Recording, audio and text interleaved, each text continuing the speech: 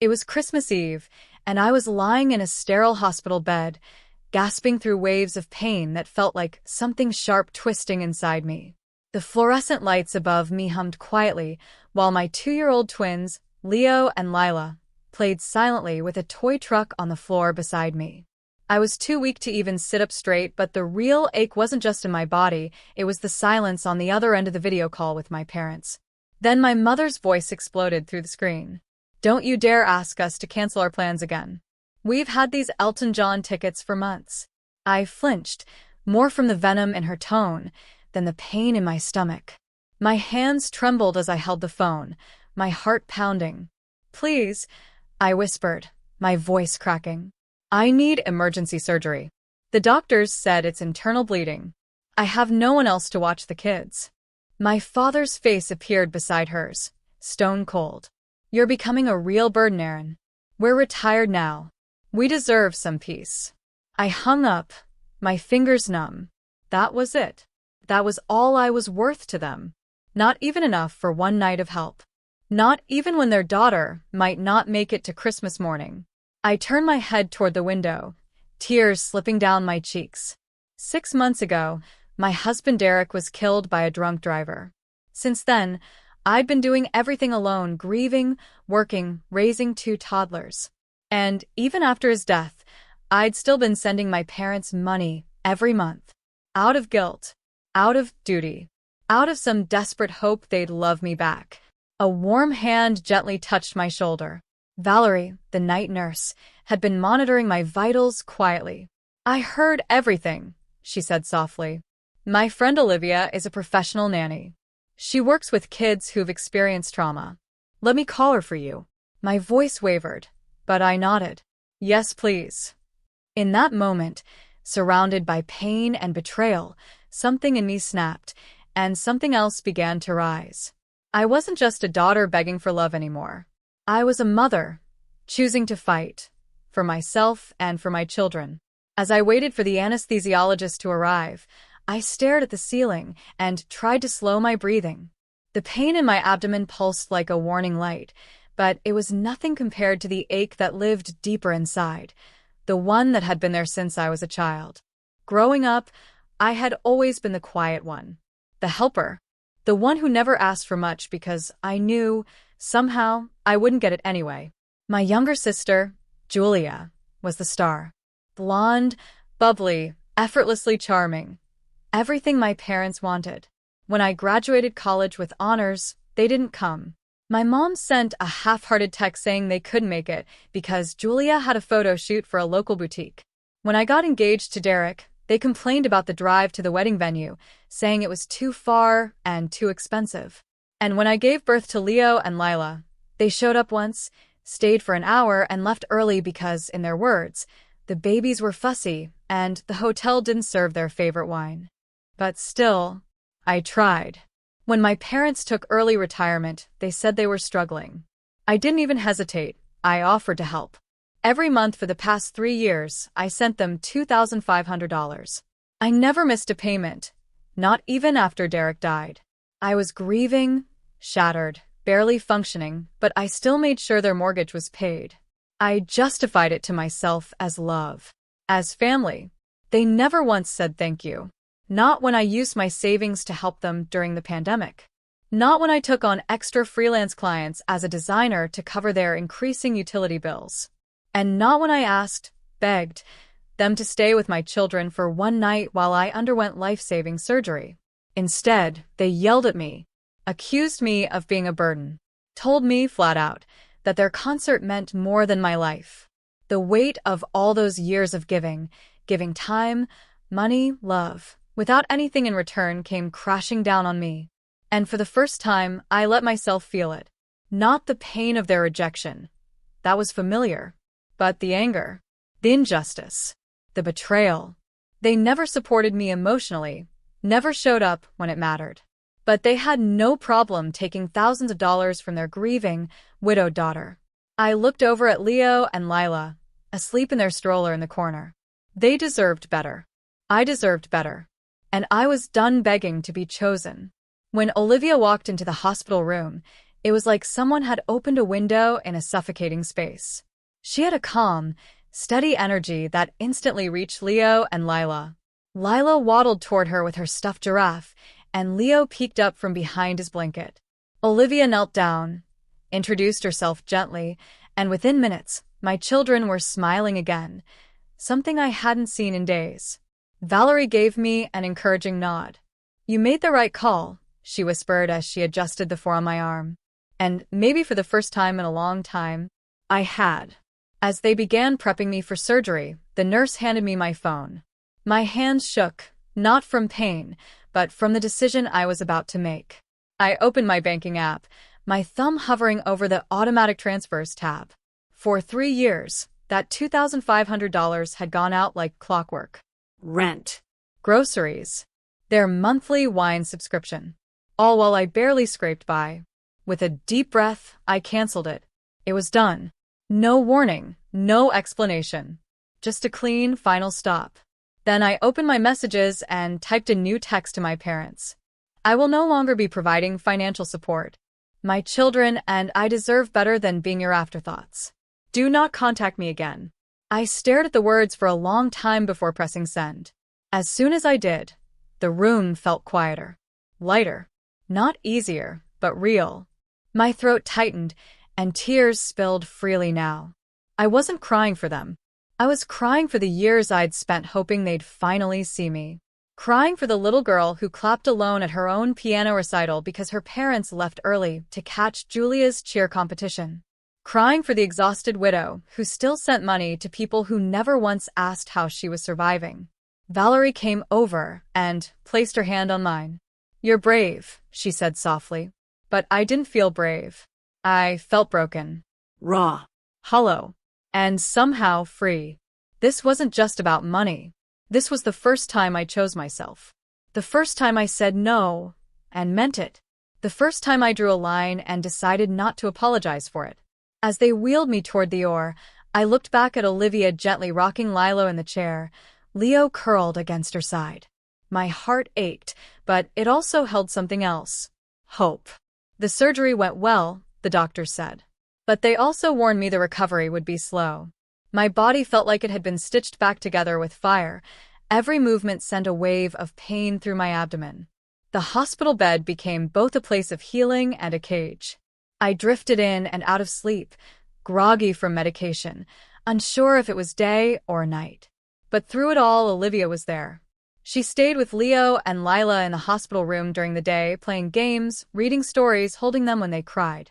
At night, she took them back to my apartment, tucked them in, and sent me little videos so I would not feel so far away. She didn't just care for them. She protected their joy in the middle of all this chaos. One afternoon, as I reached for my phone to check the time, I saw the screen light up with dozens of missed calls and messages. Most were from my parents, escalating from confusion to guilt-tripping to open panic. Not one of them asked how I was recovering. It was all about the mortgage, the concert, the money. But one message stood out. "Hey, Mom and Dad just told me you are having a minor procedure. Why is everyone freaking out about money? What's going on?" Julia. I hesitated before replying, but something told me to tell her the truth. So I did. I told her everything about the emergency surgery, the twins, the phone call on Christmas Eve, how our parents chose Elton John over their daughter's life. Her response came fast. "Oh my God, Aaron. I didn't know. They told me you were just being dramatic again. I would have helped. I'm so sorry." And for the first time, I believed her. Julia hadn't been cruel, just shielded, trapped in a version of the truth that suited them. Maybe now, she was starting to see the real picture. Over the next few days, she began texting daily, just to check in. She dropped off food, brought Leo and Lila little gifts, sat beside my hospital bed, and cried as she told me how many lies she now realized had been told to her too. It was strange letting her in after all this time. I wasn't ready to fully trust her. But her presence, her effort, felt different. She wasn't coming in as the favorite child anymore. She was coming in as a sister. It had been 2 weeks since my surgery, and though the incision still throbbed with every sudden movement, I was managing. Olivia came by each morning to help with Leo and Lila, and Julia had been visiting on weekends, bringing warm meals and softer words than I ever expected from her. I was folding laundry one afternoon when I heard the knock. Through the peephole, I saw them, my parents. My mother clutching her designer purse like a shield, my father standing rigid, arms crossed, lips tight. My stomach turned. I considered not answering, but curiosity, maybe even closure, got the better of me. I cracked the door open just enough to speak. "What do you want?" asked, voice low and steady. "Darling," my mother began with that same sickly sweet tone she used when trying to soften a blow. "You haven't returned our calls. We've been so worried. We need to talk," my father added, already trying to push the door wider. "About the money." "Of course." Not about me. "Not about the surgery or the twins. About the money." "You canceled the transfer," he continued, his voice sharp now. "We had to use our cruise savings to cover the mortgage this month." My jaw clenched. "I almost died," I said slowly. "And you're here to talk about your cruise?" My mother waved a hand like I was being ridiculous. "It wasn't that serious, Aaron. You didn't even tell us it was life-threatening." "I did tell you," I snapped. "You just didn't care." A small figure appeared beside me, Emily, holding her stuffed giraffe, peeking cautiously at the strangers on the porch. My mother's eyes lit up. "There's my little angel," she cooed, reaching toward Emily. "Grandma brought presents." But Emily froze, clinging to my leg, her wide eyes filled with confusion. She didn't move toward them, didn't smile. She backed up, hiding behind me. "She doesn't even know you," I whispered. "You've seen her twice. She's scared of you, and honestly, she should be." My father's jaw tightened. "You're being unfair. We had plans that night. We can't be expected to drop everything." I was bleeding internally, I said. "My children had nowhere to go. And you chose Elton John. That was your decision. This is mine." I stepped back and began to close the door. "But the mortgage," my father tried again. "Not my problem anymore," I said, shutting it fully. The latch clicked into place like a final punctuation mark. 2 days after I shut the door on my parents, they came back, this time with reinforcements. Aunt Patty, my mom's older sister, stood on the porch between them like some kind of mediator sent to broker peace. I watched from the window as they argued about who would knock. Finally, it was Aunt Patty who rang the bell. "Aaron, honey," she called gently through the door. "Let's be reasonable. Your parents are struggling without your help." I didn't open it. I didn't need to. "They managed their finances for decades before I stepped in," I replied loud enough to be heard. "They chose early retirement knowing they couldn't afford it. They've made their bed." "But they canceled their cruise," my mother's voice cut in dramatically. "And now they might lose the house." It would have been funny if it hadn't been so twisted. I turned and walked away, letting their voices fade into the distance. That evening they escalated. I received a mass email sent to our entire extended family. My father wrote it long, dramatic paragraphs about how I had abandoned them after they sacrificed so much for me. He painted a picture of an ungrateful daughter who had suddenly cut off financial support for no reason, leaving her retired parents on the brink of ruin. What he didn't expect was that people would ask why. I didn't write an essay in return. I sent a single reply to the thread. "I recently underwent emergency surgery. My parents refused to care for my children because they had concert tickets. I am now focusing on my recovery and raising my twins without additional stress." That was all I said. I didn't need to add anything more. Within hours, messages started rolling in, some privately, some on the email chain. Cousin Michael, who lived near my parents, chimed in with a biting observation. "Uncle Dave, didn't you just buy a new boat last month? And Aunt Linda, wasn't that a diamond bracelet you were showing off at Thanksgiving?" People started connecting the dots. Other relatives began messaging me to ask for the real story. They listened. They believed me. Aunt Patty even called me privately the next day. "I had no idea you were in the hospital," she said quietly. "They told me it was just a routine thing." "Aaron, I'm so sorry." For the first time in my life, I didn't feel like I was the problem. I felt seen and supported. 3 months after the surgery, everything had changed, and for once, the change felt good. It started with a Zoom meeting. Valerie from the hospital had connected me to a support group for young widowed parents, and though I had hesitated at first, I logged on one quiet evening while the twins were napping. What I found there wasn't just comfort, it was connection. Real people, real stories, real healing.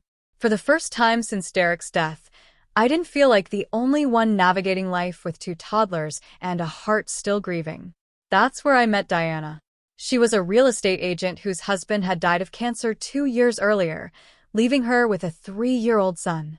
Over the next few weeks, Diana helped me look at my life through a different lens, not one of survival, but of possibility. She showed me how I could sell my cramped apartment and use the equity to move into a quieter neighborhood with better schools, more space, and actual grass for Leo and Lila to run around in. We found the perfect little house. A small 3-bedroom with a fenced backyard, a kitchen that didn't make me feel trapped, and just enough sunlight to make me believe in new beginnings.